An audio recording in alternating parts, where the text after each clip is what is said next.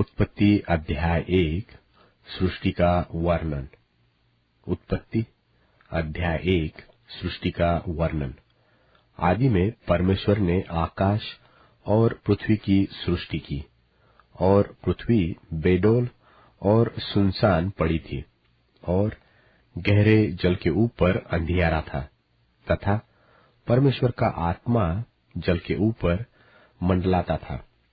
तब परमेश्वर ने कहा, उजियाला हो, तो उजियाला हो गया।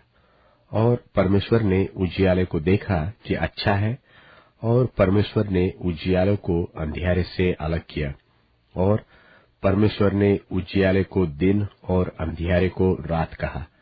तथा सांझ हुई, फिर भोर हुआ। इस प्रकार पहला दिन हो गया। फिर परमेश्वर ने कहा, जल के बीच एक ऐसा अंतर हो कि जल दो भाग हो जाए। तब परमेश्वर ने एक अंतर करके उसके नीचे के जल और ऊपर के जल को अलग कर दिया, और वैसा ही हो गया। और परमेश्वर ने उस अंतर को आकाश कहा। तथा सांझ हुई और फिर भोर हुआ। इस प्रकार दूसरा दिन हो गया। फिर परमेश्वर ने कहा, आकाश के नीचे का जल एक स्थान में इकट्ठा हो, और सूखी भूमि दिखाई दे, और वैसा ही हो गया। और परमेश्वर ने सूखी भूमि को पृथ्वी कहा, तथा जो जल इकट्ठा हुआ उसको उसने समुद्र कहा। और परमेश्वर ने देखा कि अच्छा है। फिर परमेश्वर ने कहा, पृथ्वी से हरी घास तथा बीज वाले छोटे छोटे पेड़ और फलदायी वृक्ष भी, जिनके बीज उन्हीं में एक एक की जाति के अनुसार होते हैं, पृथ्वी पर उगे, और वैसा ही हो गया।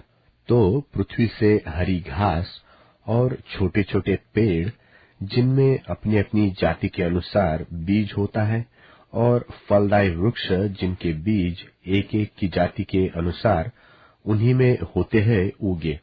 और परमेश्वर ने देखा कि अच्छा है। तथा सांझ हुई, फिर भोर हुआ। इस प्रकार तीसरा दिन हो गया। फिर परमेश्वर ने कहा, दिन को रात से अलग करने के लिए आकाश के अंतर में ज्योतियां हो, और वे चिन्हों और नियत समयों और दिनों और वर्षों के कारण हो। और वे ज्योतियां आकाश के अंतर में पृथ्वी पर प्रकाश देने वाली भी ठहरे, और वैसा ही हो गया। तब परमेश्वर ने दो बड़ी ज्योतियां बनाई। उनमें से बड़ी ज्योति को दिन पर प्रभुता करने के लिए, और छोटी ज्योति को रात पर प्रभुता करने के लिए बनाया, और तारागण को भी बनाया। परमेश्वर ने उनको आकाश के अंतर में इसलिए रखा कि वे पृथ्वी पर प्रकाश दे, तथा दिन और रात पर प्रभुता करे, और उजियाले को अंधियारे से अलग करे। और परमेश्वर ने देखा कि अच्छा है। तथा सांझ हुई, फिर भोर हुआ। इस प्रकार चौथा दिन हो गया।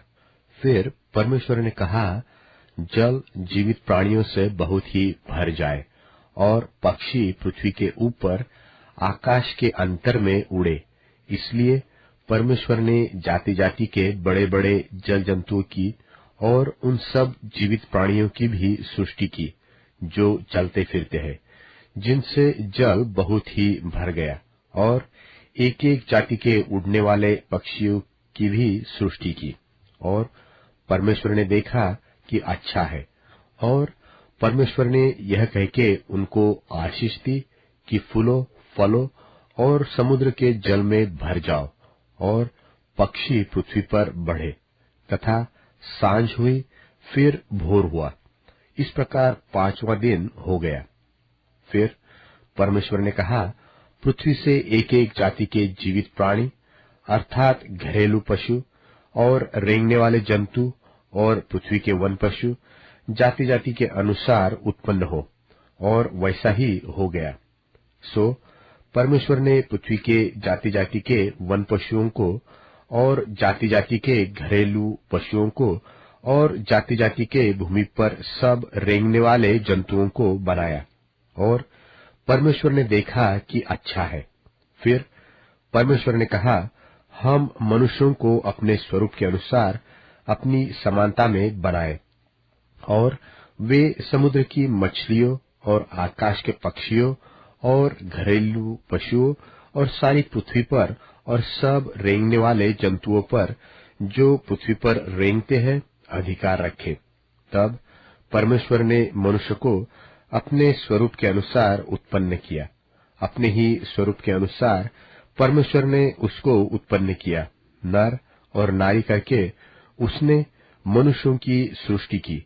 और परमेश्वर ने उनको आशीष दी और उनसे कहा, फूलो फलो और पृथ्वी में भर जाओ और उसको अपने वश में कर लो, और समुद्र की मछलियों तथा आकाश के पक्षियों और पृथ्वी पर रेंगने वाले सब जंतुओं पर अधिकार रखो। फिर परमेश्वर ने उनसे कहा, सुनो, जितने बीज वाले छोटे छोटे पेड़ सारी पृथ्वी के ऊपर हैं और जितने वृक्षों में बीज वाले फल होते हैं, वे सब मैंने तुमको दिए हैं, वे तुम्हारे भोजन के लिए है। और जितने पृथ्वी के पशु और आकाश के पक्षी और पृथ्वी पर रेंगने वाले जंतु हैं, जिनमें जीवन के प्राण हैं, उन सब के खाने के लिए मैंने सब हरे हरे छोटे पेड़ दिए हैं। और वैसा ही हो गया। तब परमेश्वर ने जो कुछ बनाया था सबको देखा, तो क्या देखा कि वह बहुत ही अच्छा है। तथा सांझ हुई, फिर भोर हुआ, इस प्रकार छठवां दिन हो गया।